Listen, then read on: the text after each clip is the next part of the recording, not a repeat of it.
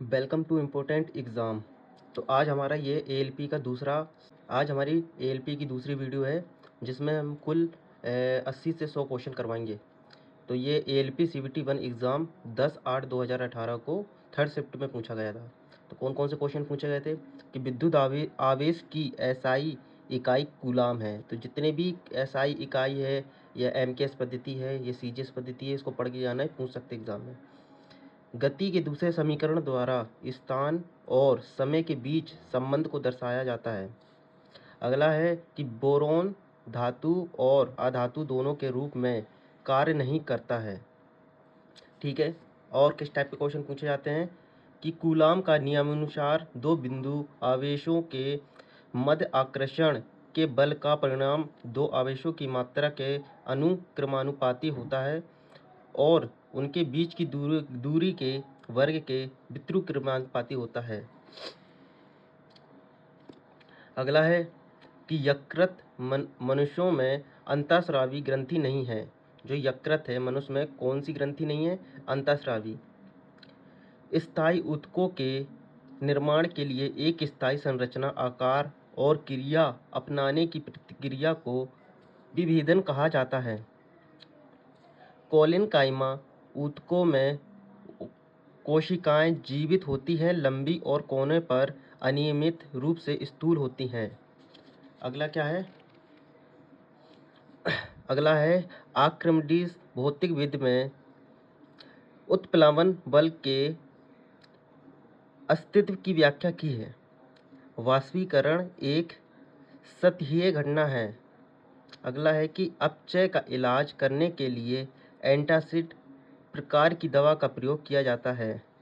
अगला है कि गति के अनुरूप वस्तु की गतिज ऊर्जा की वृद्धि होती है। तो ये अपने एग्जाम में साइंस से ज़्यादा क्वेश्चन एएलपी में पूछे जाते हैं, जो कि आपके लोको पायलट में। अब चलते हैं अगले शिफ्ट में। अगला शिफ्ट है कि एएलपी सीबीटी 1 एग्जाम 13/8/2018 में फर्स्ट शिफ्ट में पूछा गया था। कौन कौन से क्वेश्चन पूछे गए हैं कि सोडियम कार्बोनेट की हाइड्रोक्लोरिक अम्ल से अभिक्रिया में उत्पन्न गैस कार्बन डाइऑक्साइड होगी। अमीबा में बाहरी विखंडन का अलैंगिक प्रजनन होता है। अगला है कि प्रकाश संश्लेषण के दौरान बने उत्पाद ग्लूकोज, जल और ऑक्सीजन हैं। जो प्रकाश संश्लेषण के दौरान बनते हैं, कौन कौन से तत्व बनते हैं, ये एग्जाम में इतना सा पूछ सकते हैं कि प्रकाश संश्लेषण के दौरान कौन कौन से उत्पाद बनते हैं। ऑप्शन दे देंगे कुछ भी, तो ये अपना क्या कौन से हो जाएंगे? ग्लूकोज बनता है और जल बनता है और ऑक्सीजन बनता है। अगला है कि हीरे के कार्बन परमाणु के बाहरी कोश में मुक्त इलेक्ट्रॉन की संख्या कितनी होती है? शून्य होती है, मतलब जीरो होती है। तो हीरे के कार्बन परमाणु की बाहरी कोश में कितने इलेक्ट्रॉन होते हैं? जीरो होते हैं।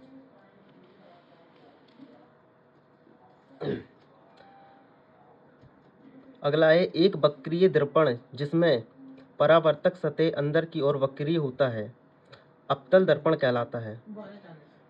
अगला है युग्मिक संलय को अंडे के साथ शुक्राणु में एक का संकलन के रूप में परिभाषित किया जाता है।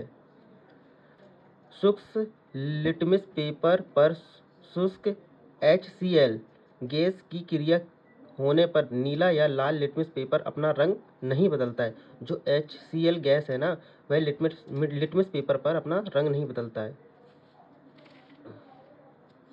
अगला है टाइटेनियम रेडियोधर्मी तत्व नहीं है। रेडियोधर्मी तत्व जो जो है उसको पढ़ लेना, और टाइटेनियम है जो नहीं है। आधुनिक आवर्त सारणी में तत्वों को परमाणु संख्या की वृद्धि के आधार पर व्यवस्थित किया जाता है। आधुनिक आवर्त सारणी में तत्वों को किस में व्यवस्थित किया जाता है? तत्वों के संख्या में वृद्धि। नाइट्रोजन परमाणु में उपस्थित न्यूट्रॉनों की संख्या कितनी होती है? 7। नाइट्रोजन में कितनी होती है? 7 होती है। ऐसे ऑक्सीजन के पूछ लेंगे, ऐसी किसी सोडियम है, क्लोरीन है, किसी का भी पूछ सकते हैं, बता देना। ऑक्सीजन हो गया है, हाइड्रोजन पूछ लेंगे, हाइड्रोजन, हीलियम हो गया। विद्युत प्रवाह को मापने के लिए आमीटर यंत्र का प्रयोग किया जाता है। तो विद्युत प्रवाह को मापने के लिए किसका प्रयोग किया जाता है? आमीटर। गति को मापने के लिए, भूमि की तीव्रता मापने के लिए, और इस टाइप के क्वेश्चन पूछ सकते हैं। इसको पूरा पढ़ के चले जाना इस टॉपिक। अब हमारा अगला शिफ्ट है एएलपी सीबीटी 1 एग्जाम 13/8/2018 में सेकंड शिफ्ट में पूछा गया था। कौन कौन से क्वेश्चन पूछे गए हैं? पौधों में ऑक्सिन हार्मोन्स के संचार के कारण वे प्रकाश की ओर झुक जाते हैं। अगला है कि कवक की कोशिका भित्ति काइटिन से बनी होती है। जो कवक की कोशिका भित्ति किससे बनी होती है? काइटिन से बनी होती है। गुणसूत्र में क्रोमैटिस जिस बिंदु पर संलग्न होते हैं उस बिंदु का नाम सेंट्रोमियर है। ये अपने बायो से क्वेश्चन सभी पूछ रहे हैं। इसके आगे क्या देखते हैं? यांत्रिक ऊर्जा, गतिज ऊर्जा और स्थितिज ऊर्जा का योग होता है। जो यांत्रिक ऊर्जा है ना, गतिज ऊर्जा और स्थितिज ऊर्जा का योग होती है। तो आपके एग्जाम में आएगा कि गतिज ऊर्जा और स्थितिज ऊर्जा का योग क्या है? यांत्रिक ऊर्जा। अगला है कि ध्वनि निर्वात माध्यम से गुजर नहीं सकती। तो ध्वनि में निर्वात में कोई चाल नहीं रहती है, तो ध्वनि निर्वात माध्यम से गुजर नहीं सकती। तो कार्बन, कार्बन की परमाणु संख्या क्या है? 12 है। कार्बन के एक मोल में कितने परमाणु होते हैं? 6.20 इंटू 10⁻23। ब्लीचिंग पाउडर उपयोग पेयजल को कीटाणु रहित करने के लिए किया जाता है। जो अपना ब्लीचिंग पाउडर है ना, तो अपन लोग जल में मिलाते हैं तो उसमें जितने भी कीटाणु खत्म हो जाते हैं। औद्योगिक में प्रयुक्त शक्ति की इकाई क्या है? Horse power. किसमें? शक्ति की इकाई हॉर्स पावर है।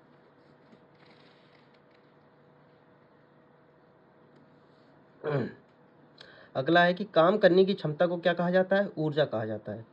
अगला है किसी फूल की मादा प्रजनन के हिस्से को क्या कहा जाता है? अंडक कहा जाता है। अगर नर की बात करें तो वो पुंकेसर हो जाएगा। बल के समीकरण में F किसके बराबर होता है? तो F बराबर m होता है, तो F किसके बराबर होता है? ma के बराबर होता है। कार्बन के अपरूपों में से धातु विज्ञान में अपचयन एजेंट के रूप में किसका प्रयोग किया जाता है? कोक का प्रयोग किया जाता है। एथाइन एक संतृप्त हाइड्रोकार्बन है। कौन है? एथाइन। अगला है कि रक्त का प्लाज्मा घटक भोजन CO2 और नाइट्रो युक्त कचरे का परिवहन करते हैं। यह आपकी ALP CBT 1 एग्जाम 14/8/2018 में फर्स्ट शिफ्ट में पूछे गए थे क्वेश्चन। कौन कौन से क्वेश्चन पूछे हैं? पानी से भरे एक गिलास में रखा गया नींबू गिलास की बगल में दिखाई गया उसके वास्तविक आकार से बड़ा प्रतीत होता है। तो इसका कारण क्या है? प्रकाश का अपवर्तन। अगला है कि किसी वस्तु द्वारा उसकी स्थिति या विन्यास द्वारा प्राप्त ऊर्जा को स्थितिज ऊर्जा कहा जाता है। अगला क्या क्वेश्चन है कि आधुनिक आवर्त सारणी में पहला धातु तत्व कौन सा है? Li, lithium. क्या है कि लेड नाइट्रेट को जोरदार ढंग से गर्म करते समय निकलने वाली लाल भूरे रंग की गैस का नाम क्या है? नाइट्रोजन डाइऑक्साइड है। भ्रूण को एक विशेष ऊतक की सहायता से माँ के रक्त से पोषण प्राप्त होता है, उसको क्या कहते हैं? गर्भनाल कहलाता है। तारों में प्लाज्मा बनने का कारण क्या है? उच्च तापमान है। अगला है कि ओडोमीटर एक ऐसा उपकरण है जिसका उपयोग गाड़ियों की दूरी मापने के लिए किया जाता है। अगला क्या है?